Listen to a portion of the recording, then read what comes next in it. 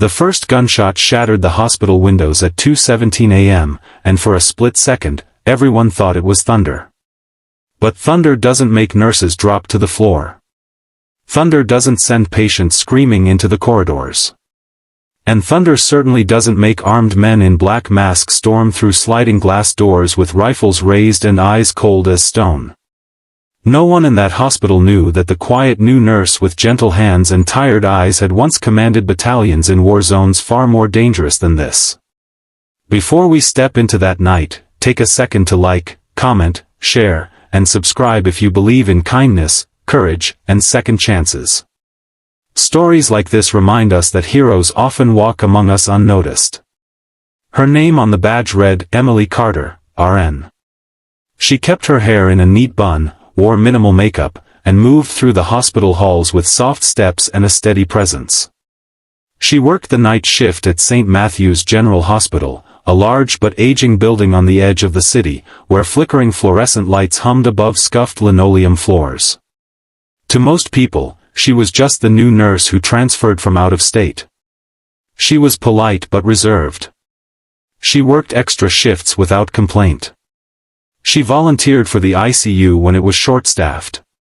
She remembered every patient's name, their medication schedules, and even the small things they mentioned in passing, like a grandson's soccer game or a favorite soup recipe. But there was something different about her.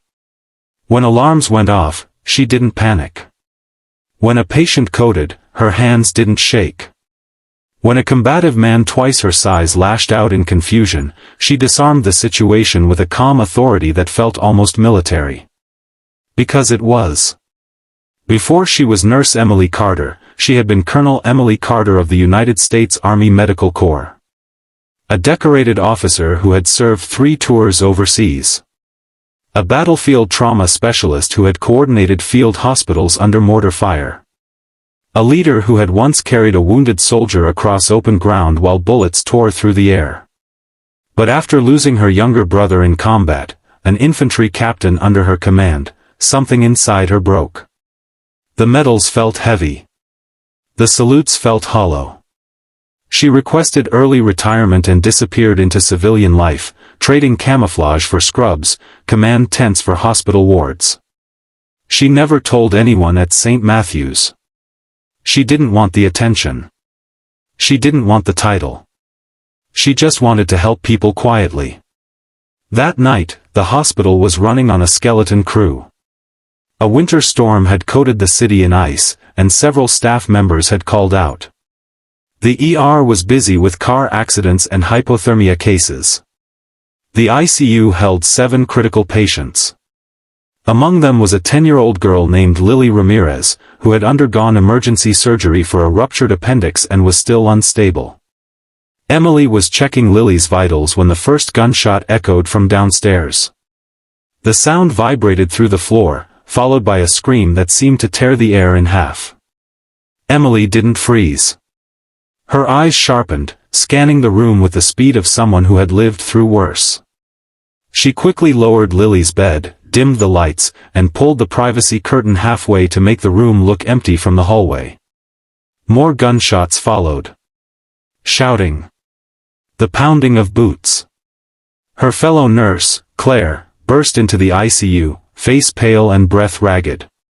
She was 24, fresh out of nursing school, still carrying the softness of someone who believed hospitals were safe places.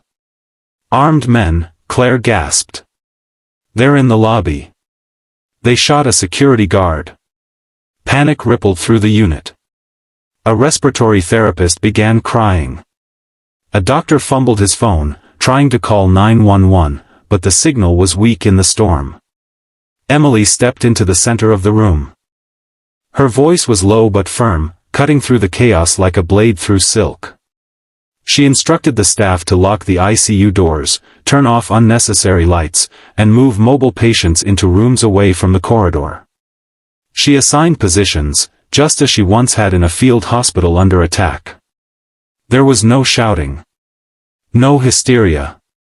Just clear, precise commands. And people listened. Because authority doesn't always need a title. Downstairs, the armed men were moving methodically. They weren't random criminals. They were searching for someone. Their leader barked orders with chilling confidence. The hospital intercom crackled briefly before going dead. Emily's mind raced. The ICU doors were reinforced but not impenetrable. If the attackers reached this floor, hiding wouldn't be enough. She quickly assessed her resources. Oxygen tanks. Metal 4-poles. Emergency crash carts. Limited tools, but tools nonetheless. She pulled Claire aside and looked her in the eyes, grounding her with steady focus. She told her to stay with Lily and the other critical patients, to keep them stable no matter what happened. Claire nodded, trembling but resolute. Footsteps thundered up the stairwell. The ICU doors rattled as someone tried the handle. Emily's breathing slowed. Her posture shifted subtly, as if muscle memory had awakened from a long sleep. She positioned heavy equipment behind the doors, creating a makeshift barricade. She instructed a staff member to cut the main lights completely. Darkness swallowed the corridor. The door burst open with a violent crash as the attackers forced their way in. Flashlights sliced through the blackness. A masked man stepped forward, rifle raised. He shouted for everyone to come out with their hands up. Emily stepped into the beam of light. She raised her hands slowly, appearing small and unthreatening in her pale blue scrubs. But her eyes were steady. Calculating distances. Counting men. Noting exits. One of the attackers grabbed her arm roughly, demanding to know where the witness was. That was when she understood. They weren't there for random violence. A patient in the hospital had seen something dangerous. In a room down the hall, under heavy sedation, lay a man who had survived a gang-related shooting earlier that week. He was scheduled to testify. The attackers were there to finish the job. Emily knew if they reached him, they would kill him, and anyone who stood in their way. The leader shoved her aside and moved toward the patient rooms. And in that split second, the colonel returned. Emily pivoted with controlled speed, using the attacker's own momentum against him. She struck his wrist with surgical precision, disarming him before he could react. The rifle clattered across the floor. She kicked it away, sending it sliding into the darkness. The hallway erupted into chaos. Another attacker lunged at her, but she moved like someone who had trained for years in close-quarters combat. Her strikes were efficient, economical, designed not to kill but to incapacitate. She used an 4-pole to block a blow, then swept the man's legs out from under him. Gunshots exploded, bullets ripping into walls and shattering glass. Staff screamed. Alarms wailed. But Emily kept moving. She pulled a fire extinguisher from the wall and discharged it into the attackers' faces, creating a thick white cloud that blinded and disoriented them. In the confusion, she dragged one unconscious man into a room and locked it behind him. Police sirens began to wail faintly in the distance, growing louder through the storm. One attacker managed to grab Claire, pressing a weapon to her side and shouting threats. Claire's eyes were wide with terror. Emily's voice cut through the noise again, calm and commanding. She stepped forward slowly, drawing the man's focus onto herself. She spoke to him with steady intensity, telling him there was still time to walk away, that more violence would only make things worse. For a heartbeat, the hallway felt suspended in time. Then Emily acted. She lunged forward with calculated force, striking the man's forearm and twisting the weapon free. Claire dropped to the floor, scrambling away. Emily shoved the attacker backward, pinning him against the wall until he slumped unconscious. Within minutes, police officers flooded the ICU, weapons drawn, securing the remaining suspects. Silence fell, broken only by the hiss of the fire extinguisher residue settling to the ground and the distant beeping of heart monitors. Emily stood in the middle of the wreckage, chest rising and falling, hands finally beginning to tremble now that the danger had passed. Claire stared at her with disbelief. The doctors whispered. A police officer approached her, noticing the efficiency of her movements, the tactical awareness. "Ma'am," he asked quietly, "were you military?" Emily hesitated. For a moment, she considered lying. Returning to anonymity. But something about the night, the fear in her colleagues' eyes, the courage they had shown, made her stand a little taller. "Yes," she said simply. "Army." Word spread quickly. By morning, the hospital staff knew the truth. The quiet new nurse was not just a nurse. She was a retired colonel, a combat veteran who had chosen to serve again in a different uniform. But what moved them most wasn't her rank. It was that she had never once used it to feel superior. She had chosen the night shift.